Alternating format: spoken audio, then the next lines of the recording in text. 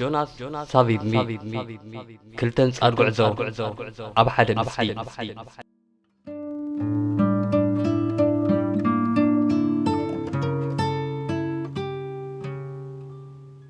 እዋኑ ለካቲት 22 ዓመተ ምህረት እዩ ካብ ናይ እስራኤል ናይ ስለያ ሓገዝ ዝዓጠቐ ሰራዊት መንግስቲ አንጎላ ምስ ተቃዋሚ ሰልፊ ዩኔታ ሃንደበታዊ ናይ ተኩሲ ምልውዋጥ ከፈተ ንዓሰርተታት ዓመታት ጥይት ፈንፊናቶ ቃልሱ ዘካይድ ዝነበረ መራሒ ፖለቲካዊ ሰልፊ ዩኔታ ኣብ መበል 67 ዓመቱ ኣብቲ ሞስኮ ተባሂሉ ዝጽዋዕ ሸነኽ ማእከላዊ ምብራቕ እታ ሃገር ተቐትለ ን27 ዓመታት ኣብ ስልጣን ጸንሐ መራሒ ኣፍሪቃዊ ተቃላሳይ ጆናስ ሳቪብ ቅትለት ጆናስ ሳቪብ መኸተምታ ናይቲ ህይወት ልዕሊ ፍርቂ ሚልዮን አንጎላውያን ዝወሰደ ኩናት ሕድሕድ ኮነ ድሕሪ ናጽነት አንጎላ ጥራይ ልዕሊ ፍርቂ ሚልዮን አንጎላውያን ህይወቶም ሰኣኑ ልዕሊ 1 ሚልዮን ካብ መነባበሮኦም ተመዛበሉ ከተማታት ዓነዋ ዓድታት ባድማ ትሕቲ ቅርጻዊ ምዕባለ ናብ ባዶ ተመልሰ መጠን መሃየምነት ሰማይ ደይበ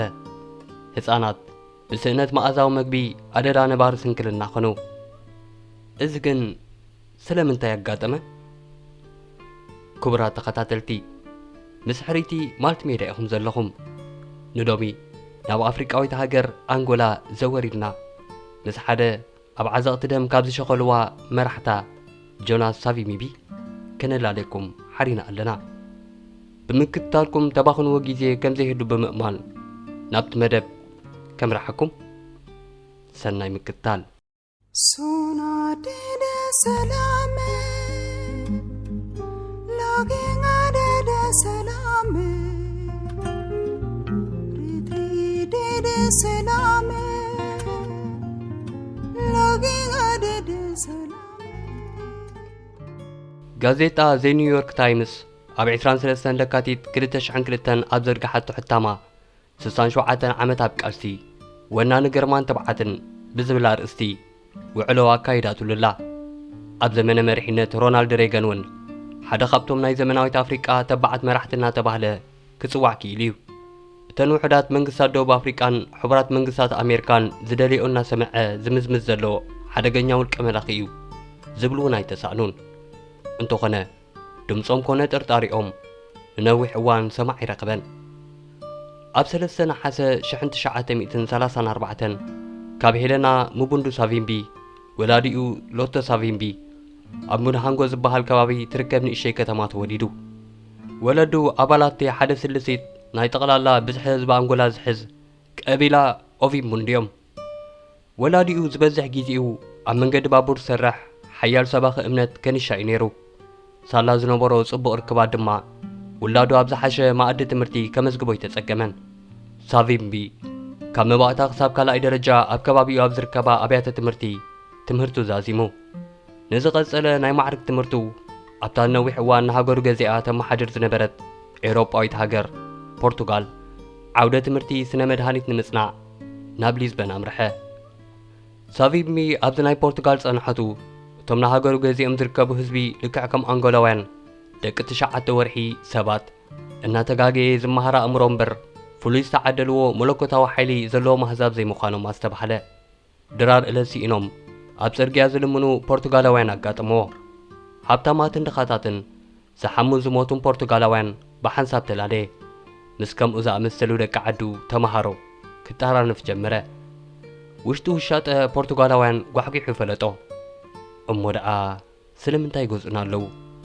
ስለምንታይ ከንሕና አንጎላውያን ብወጻእተኛታት ንመሓደር ኣለና ዝብሉን ካልኦት ሕቶታትን ኣብ ኣእምሮኡ ተመላለሱ ግዚኡ ኣብ ክንዲ መጽሓፍቲ ስነ መድሃኒት ኣንጻር ኤውሮጳዊ መግዛእቲ ኣብ ኣፍሪቃ ዝገልጹ መጽሓፍቲ ምንባብ ከሕልፎ ጀመረ ዕላሉን ሓሳቡን ምስቶም ንሕብረተሰብ ናጽነት ኣፍሪቃ ዝሓልሙ ኣፍሪቃውያን መራሕቲ ከም በዓል ክዋሜ ንክሩማ ናይ ጋና ጁልየስ ኔሬሬ ሊዮፓርዶ ሳንጋል ናሚድን ካልኦትን ኮነ ኣብዚ እዋን እምበኣር ምስታ ናጽነት አንጎላ ክትቃለስ ጀሚራ ዝነበረት ሰልፊ PMLA ፒፕልስ ሙቭመንት ፎር ዘ ሊበሬሽን ኦፍ አንጎላ ህዝባዊ ምንቅስቓስ ንሓርነት አንጎላ ዝመርሖ ዝነበረ ጸኒሑ አንጎላ ካብ ፖርቱጋል ናጽነታ ምስ ተቐበለት እቲ ቀዳማይ መራሒ ልዕላዊት ሃገር አንጎላ ኮይኑ ዝሰርሐ ኣጎስቲኖ ኔቶ ብምልላይ ኣባል ሰልፊ ኾነ። ኣጎስቲኖ ኔቶ ኣብቲ እዋን ዓውደ ሕክምና ከጽንዕ ምስ ሳቪምቢ ኣብ ፖርቱጋል እዩ ዝመሃር ነይሩ። ሳቪምቢ ትምህርቱ ኣወንዚፉ ኣብ ፖለቲካዊ ምንቅስቓስ ይሳተፍ ከም ዘሎ ዝፈለጡ ሰበስልጣን መንግስቲ ፖርቱጋል ንመሓዙ ተዋፈሩ። ኣብ ገለገለ መጽሓፍቲ 5 ግዜ ፖሊስ ፖርቱጋል ተታሒዙ ኣብ ማእሰርቲ ቤት ከም ዝተዳጎነ ይሕብር እዩ። እንተ መወዳእታ ግን በቶም ኣብ ከባቢኡ ዝነበሩ ክልተ ሓሳብ ማሕበርነት ዝድግፉ ፖርቱጋላውያንን ፈረንሳውያንን ፈለጥቱ ተሓጊዙ ካብ ፖርቱጋል ናብ ስዊዘርላንድ ከምልጥ ከኣለ። ኣብቲ ዳግማይ ዝጀመሮ ናይ ላዕለዋይ ደረጃ ትምህርቱ ክቕጽሎ ዘኽእሎ ዕድል ረኸበ። እንተ ሳቫምቢ ንዓውደ ሕክምና ራሕሪሑ ፖለቲካዊ ስነ ፍልጠትን ዓለማዊ ሕግን እዩ ክመሃር መሪጹ። ትምህርቱ እናቐጸለ ጎኑ ጎኑ ኣብ ፖለቲካዊ ምንቅስቓስ ሃገሩ ካብ ምስታፍ ዓዳ ይወዓለን። ኣቐዲሙ ተጸንቢሮ ዝነበረ ሰልፊ ኣጎስቲኖ ኔቶ ኣብ ውሽጡ ዘይጸረየ ናይ ቀቢላ ልዕልና ዘሳሲ ፖለቲካዊ ውድብ እዩ ኢሉ ድሕሪ ምንቃፍ ብወግዒ ኣባልነቱ ሰሓበ። ድሕሪ ክንደይ ሕዝ ግድፍ ኣብ ሓምለ 1964 ትምህርቱ ዛዘመ። ሳቪምቢ ቋንቋ ፈረንሳ፣ ፖርቱጋል፣ እንግሊሽ ከምኡውን መባእታዊ ፍልጠት ቋንቋ ጀርመን ሓዊስካ ልዕሊ 7 ቋንቋታት ጽቡቕ ገይሩ ዝመለኽ ተቓላሳይ ንፉዕ መዳሪ ክኢላ ዘረባ ብዙሕ ኣንባቢ ምንባሩ ብጸቱ ይምስክርሉ። እቲ ጌና ናይ ዩኒቨርሲቲ ተመሃራይ እንከሎ ኣብ ኡጋንዳ ከተማ ካምፓላ ዝተኻየደ ናይ ተመሃሮ ኮንፈረንስ ዘቕረቦ መደረ ገና ከይተበገሰ ብዙሓት ሰዓብቲ ከም ዝሕዝ ዘረጋገጸሉ ህሞት ከም ኣብነት ተገይሩ ይለዓድ እዩ። ኣብዚ ድማ ነቲ ሕሉፍ ቁጠባውን ፖለቲካውን ሓድነት ኣፍሪቃ ዝሰርሕ ዝነበረ ሃብታም ነጋዳይ ቶም ሙበየ ዝተላለዮ። ሳላ ቶም ሙበየ ድማ ምስቲብቲ እዋን መራሒ ናይ ኬንያ ዝነበረ ፍሉጥ ፕሬዚደንት ጆሞ ኬንያታ ክዕልል ዝኸኣለ። ኣብ ፖለቲካዊ ቃልሲ ኣንጎላ ሳቪምቢ ብዝሓሸ ክተሎ ዘለዎ ኣካይዳ ኣየናዩ ፕሬዚደንት ኬንያ ብሰፊሑ ከም ዝግለጸሉ ይሕበር። ምዕዶ ጆሞ ኬንያታ በቲ ሓደ ኣቐዲሙ ኣብ ልዕሊ ሰልፊ መራሒ ዩፒኤ ሆልደን ሮበርት ኣሕዲሮ ዝነበረ ኣድናቆትን በቲ ካልእ ሳቪምቢ ፖለቲካዊ ቃልሲ ኣንጎላ ኣባል ውድብ ሕብረት ኣንጎላውያን ብምዃን ከም ዝቕጽሎ ኣፍለጠ። ሳቪምቢ ጎኒ ጎኒ ሆልደን ሮበርት ብምዃን ኣብ ብዙሓት ዓበይቲ ሰሜናራት ክሳተፍ ምስ ብዙሓት ፍሉጣት ፖለቲከኛታት ኣፍሪቃን ዓለምን ክላለ ኸኣለ። መደረ ኸስምዕ ራእይ ውድቡን ድሌት ህዝቡን ኣብ መጋባእያታት ከቕርብ ጀመረ። በዚ ስሙን ስሙ ውድቡን ከጽውዕ ከኣለ። ምስ ሃልደን ሮበርት ዝነበረ እዋን ኣብ ዝቐጸለ ጉዕዞ ፖለቲካዊ ቃልሱ ዝሓገዞ ብዙሕ ተመክሮ ከም ዝቐሰመ ኣብ ዘካይዶም ዝነበረ ቃለ ምልልሳት ይገልጽ። ሰልፊ ውድብ ሕብረት ኣንጎላውያን ምስ ግዜ ንኻልኦት ንኣንሺ ውድባት ብምሕቋፍ ውዳቤኣ ብምዕባይ ኣብ 1964 ስማ ናብ FNLA ቀየረት። ኣብዛ ኣማኢታ ሸሓት ተቓለስቲ ሓቒፋ ዝነበረ ሰልፊ FNLA ክሳብ ብደረጃ ሚኒስተር ጉዳያት ወፃኢ ኮይኑ ክሰርሕ ከኣለ። ኣብዚ ኩሉ ጉዕዞኡ ሕጂ እውን እቲ ባዕሉ ዝመርሖ ሰልፊ ክፈጥር ዝድርኾ ዝነበረ ሓይሊ ኣይዓረፈን። ከም ውፅኢቱ ኣብ 1965 ሃገራዊ ውህደት ንመላእ ናጽነት ኣንጎላ ዩኒታ ማለት ናሽናል ዩኒየን ፎር ዘ ቶታል ኢንዲፐንደንስ ኦፍ አንጎላ ዝብል ስም ዝውንን ፖለቲካዊ ሰልፊ መስሪቱ ቃልሱ ቀጸለ። ዩኒታ ከም ፖለቲካዊ ሰልፊ ጎነፃዊ ቃልሲ ጥራዩ ንናጽነት አንጎላ ክውን ክገብሮ ዝኽእል ዝብል መትከል ይኽተል። ሕብረ ብዙሓዊ ህላዊ ቀቢላታት ሃገር ክሓቁፍ ከም ዝኾነ መደረ። ህዝቢ ሰልፊ ዩኒታ ዘይከም ካልኦታ ቀዲመን ተመስሪተን ዝነበራ ፖለቲካውያን ውድባት ካብ ታሕቲ ንላዕሊ ዝሓኩር ፖለቲካዊ ምሕደራ ከም ዝኽተል እውን ክጉስጉስ ጀመረ። በዚ ድማ ቀልጢፉ ምስተና ቀዲመን ቃልሲ ጀሚረን ንሱ እውን ንባዕሉ ኣብ በበይኑ እዋናት ኣባለን ዝነበረ ሰልፍታት ኣብ ተፋጠጥ ኣተወ። ከም ኣብ ዝበዝሓ ሃገራት ኣፍሪቃ ኣብ ሜዳ ቃልሲ ንናጽነት ዘጋጠመ ኣብ አንጎላውያን እውን ተጻዋርነት ንሰላማዊ ህላወ ክልተን ካብ ክልተን ላዕሊ ሰልፍታትን ፍጹም ሕልሚ ኾነ። ኩሉ ሓይሊ ኣፎሙዝ ኣንጻር ኤውሮጳዊት ገዛኢት ፖርቱጋል ኣብ ክንዲ ዝቐንዕ ናብ ሕድሕድ ሰልፍታት ዘነበ።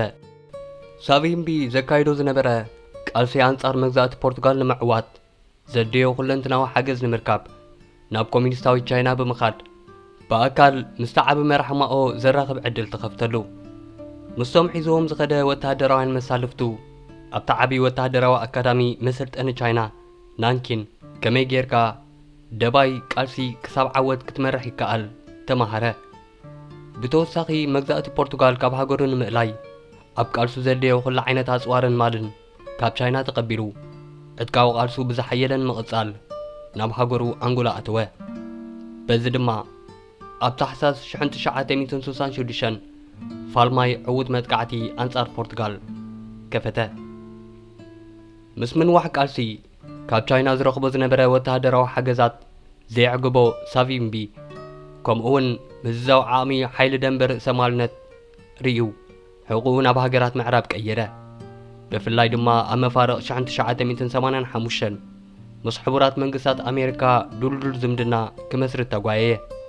ኣቐዲሙ ከም ፈጣሪኡ ዘምልኾሉ ዝነበረ ኣካይዳ ቻይና ብዓውታ ክዝልፎ ተሰምዐ።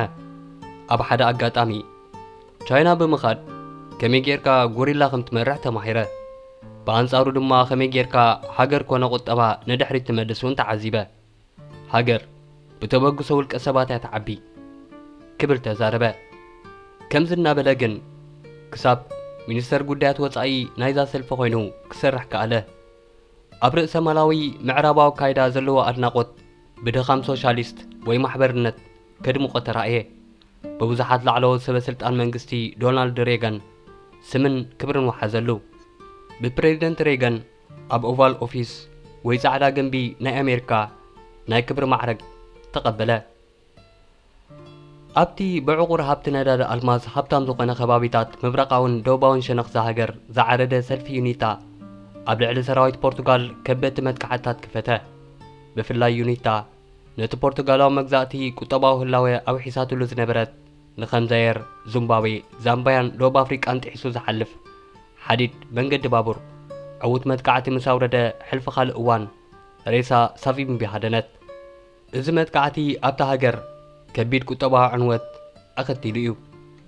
ኣብ ኣፍሪቃ ተዘርጊሑ ዝነበረ መግዛእታዊ ሓይሊ ፖርቱጋል ኣብ ዘይተናውሐ ግዜ ብውሽጡ በኽቢኹ ክእለ ምዃኑ ንዝሕብር ኣንፈት ዝተረድአ ሳቪምቢ ንዝቕጽል በትረ ስልጣን ንምሓዝ ኩነታት ከጣጥሕ ጀመረ። ኣብ ፈለማ 1970ታት ዓመተ ምህረት ብሕቡእ ላዕለዎት ኣባላት ሰልፊ እውን ከይፈለጡ ምስ ፖርቱጋላውያን ሰበስልጣን ብተደጋጋሚ ርክባት የካይድ ምንባሩ ድሒሩ ኣብ ዝወፀ ሰነዳት ተጠቒሱ ኣሎ። እዚ ብዝተፈላለየ ጭብጢ ዝተሰነየ ሓበሬታ እዚ ነቲ ሳቪምቢ ሙሉእ ብሙሉእ ንናጽነት ኣንጎላ ብዘይጥውይውዩ ተቓሊሱ ዝብል ዛንታ ታሪክ ህይወቱ ይብልሎ። ኣብ 1974 ኣብ ስልጣን ዝነበረ መሪሕነት ፖርቱጋል ብዕልዋ መንግስቲ ካብ ስልጣኑ ምስ ተኣልየ ዝሰዓበ መሪሕነት ኣብ ኣፍሪቃ ዝነበረ መግዛእቲ ሃገሩ ማለት ፖርቱጋል ከም ዘብቅዕ ገበረ። እንተኾነ ኣብ ኣንጎላ ድሕሪ ምውፃእ ፖርቱጋል ነታ ሃገር መን ይምርሓያ ዝተፈልጠ ኣይነበረን። ኩሉ ዝድግፎ ስም ኣብ ቅድሚት ክርኢ ይህንጠ ነበረ። እንተኾነ ኣብ መንጎ ሰለስተ ዓበይቲ ፖለቲካውያን ሰልፍታት ኣንጎላ ዝነበረ ውድድር ስልጣን መንጨበጠ ብቐዲሉ ዝዓርፍ ኣይነበረን። ህይወት ኣማኢት አንጎላውያን እውን ወሰደ። ዝዓበየ ኣፍሪቃዊ ውድብ ኦርጋናይዜሽን ኦፍ ኣፍሪካን ዩኒየን ወይ ውድብ ሓድነት ኣፍሪቃ ሰለስተን ሰልፍታት ኩናት ኣቋሪጾም ናብ ማእዲ ዘተ ክመጹ ሓተተ። ዝወሰዶ ተበግሶ ንሓፂር እዋን ዝሓሸ ውፅኢት ሃበ። ስምምዕ ኣልቫር ኣኮርድ ኣብ 1975 ተፈራረሙ። አንጎላ ናጽነታ ክትረክብ ስምምዕ ምቁራጽ ተኽሲ ብምፍራም ፖለቲካውያን ሰልፍታታ ዝወዳደራሉ ሃገራዊ ምርጫ ክካየድ ተሳምዑ። በዚ መሰረት አንጎላ ኣብ 11 ሕዳር 1975 ናጽነታ ረኸበት። ምርጫ ተኻይደ። መራሒ ሰልፊ ኤምፒኤልኤ ኣጎስቲኖ ኔቶ ድማ ቀዳማይ መራሕቲ ሃገር ብምዃን ንዝተኻየደ ምርጫ ተዓወተሉ። ውፅኢት ምርጫ ዘይተቐበላ ዝተረፋ ክልተ ሰልፍታት ቃልሰን ክቕጽላ ተራእያ። ኣጎስቲኖ ኔቶ ፖለቲካዊ ስልጣን ንምውሓስ ናይ ኣጽዋርን ዓቕሚ ሰብን ገጅፍ ሓገዛት ካብ ሃገራት ኩባን ሶቪየት ሕብረትን ሓተተ። ድሕሪ ናጽነት ኣብ ዝተኻየደ ቀዳማይ ኩናት ሕድሕድ እታ ሃገር ላዕለዋይ ኢድ ሓዘ። ከቢድ ክሳራታት ክበጽሖ ዝኸኣለ ሳቪምቢ ሰልፊ ሒዙ ናብቲ ምስ ናሚብያ ዘዳውብ ክፋል ሃገሩ ኣበደ። ኣብዚ እዋን እዩ ሳቪምቢ ናብተን ምስፍሕፋሕ ስነ ሓሳብ ኮሚኒዝም ወይ ዴስነት ዝቃወማ ዝነበራ ኣሜሪካን ደቡብ ኣፍሪቃን ዝተመርኮሰ። بجون ستوكويل زواع لوخ تكال سلدي أمريكا مال CIA نسرعة أغسطينو لمقلاي أب ديموكراتيك ريبابليك كونغو كتما كينشاسا زركب أمباسيو أبيلو خنقاس جمرة أبزي كم كند أمارازي نسافيمبي حريو ندخمت يونيتا عينو بمعمات حجزو كبزح ترأيه أبش عند شعة 1975 بدقف هنري كيسنجر ناي كبابي 24.7 مليون دولار أمريكا زقمت وتهدراوي دقف تقبرلو أب مونغو وقعو منقص أنغولان سراوي يونيتان زكاية زنبرة دماو خوينات حد أنغولا نابزخة فأه درجو ديبه ناي حرشا مريت حزاتي بنتوك تتتكأ تأميتن عصبون نبور كونه حكمناتات بسنة استماتات أنا مقبي بستتقع حسانات أعلق لقه لب زي قصرو أولادنا وداتن كندنا بأبيت تمرتز خدو بحيلي برد قعدكو تقددو أنستي يابتن قولا تساتفا لخن تباهيلن بهيوتن كلوا بحوخ ندات رأيا كوتا أب عسرا خفل زمن كابتم زخفاء مقهاز سبقا مسلاس تفتس أملو فتس أما كوين تمزقبه أقدمو كم هاجراو تقلاساي ناسنتن حرنتن أنغولا زفلة زنبرة جوناس سافيمبي سلطان بريزنت نمحاز أنصار حزب عتقه مقرح سلطان كل لو نابله يسبخ كم زي نبره مرح مخان طعم سلز دعمو كم حري وناني ملوكتا وحيلي كر أدليه سافيمبي نزقدمونا وجنا نسعبو دمانا رجحه نبينو بزيت حتات النت مرح سلف يونيتا مخانو قصله بزوننو زنبره كدت مدرن درامان نعلم نوح اوان كتال الكعله أنصار مسفعفع كومينست زقالس زلو ودب إنا تباهله بهاجرات معراب بفلاي دما أمريكا زقبرلو زنبره دقفات ننوح اوان كسله مسمززام زحل كينات بحجز كدت تجافات كينات حد زكايدو زنبرو سلفتات أنغولا زلمدو خغدلو مجمره نامرددا قصم كقرب ترايو أول حسنة شحنت شعات 289 عمة مهرت بتبقصو مراح زاير نبر بريزنت موبوتو سيسي سيكو أبتي بقودو لايت زوع ساميت سافيمبي مس جوسي دسانتو نفلما أوان قص نقص راقبة أبسالاسان حدن قنبوت شحنت شعات 291 دما بيكس بيس أكورد أبكر مع بيتي ودبات عالم تفرارمو أمسكرم شحنت شعات 291 جوناس سافيمبي وانا ختما هاجرو كتما لواندا دحر 16 عمتات رقصة أبت متسع عمت مارت مسكرم شحنت شعات 292 بتعذابنت ودب حورات هاجرات أبزكايد هاجراو مرجع أنغولا كساتف كم زخنة تسمى معه مرجع تخايده انتخونا حجون بريزنت خونا يكالن قال أي كنات حد أنغولا تخفته أبزوان ولا تقدمو بخونات حد زي تسألو زنبرة خبابيتات أون تسألوه يونيتا كدتا سلسيت كاميريت أنغولا تقصاصره بودب حبرات هاجرات بستنبرلو اقدا شمتا أسوار تقديدو أب 11 شحنت شعات 294 لسوكا بروتوكول زكاية زنبرة كالا أي قج تحوات زهد سمع من كرات تقسي أورده عقاب السلام حبرات هاجرات ناب أنغولا أتوه إذون البوليتيكا أنغولا زلاق السلام زمنس كوينا أي ترخبن حد مون نجال أي ترفن صار ساي كوينات حد أنغولا كاب شحنت شعات 298 كساب كلتا شحن حدن دما تقفته لعلي 4 مليون حزب أنغولا تمزابده بسنكتم 77 شح زبسحو فقودو بورتاتات استقبرو نتوكت دما أما أي زيغاتات أددا نباري أكالاو سنكلنا كوينم منقستي زلع على حيل ميزان نايت قينات حد كحز جمرة أم وداتو اتي كاب شحنت شعات 275 حيزو استقايدة قينات حد أفريقاويت هاجر أنغولا